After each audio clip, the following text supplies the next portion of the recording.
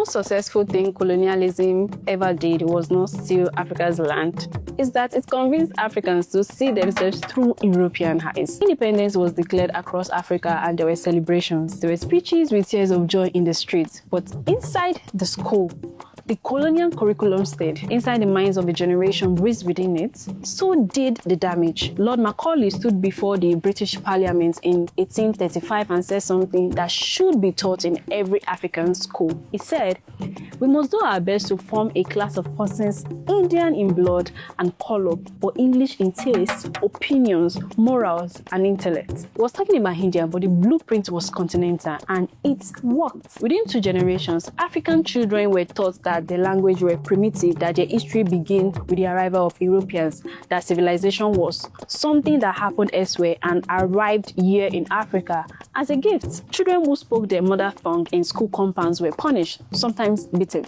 I was punished, right? Children who wore traditional dress were marked as backward. The classroom was not education, it was factory. Manufacturing served at industrial scale. Franz Fanon, the Martiniquan psychiatrist who studied colonialism's psychological wounds, called it the internalized colonizer. It is the African professional who apologizes for his accent in a meeting. You would never catch a Chinese doing that. Colonizer left the building, but they left a copy of themselves running inside us.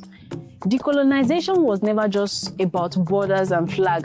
The hardest territory to reclaim is not land, it is the mind. Because the land, you can see when it is taken. The mind, you cannot feel when it is occupied. Ngugi wa Thiong'o said, "Decolonize the mind first, everything else follows." So we have to ask ourselves and ask yourself, what part of the way you see yourself did you choose?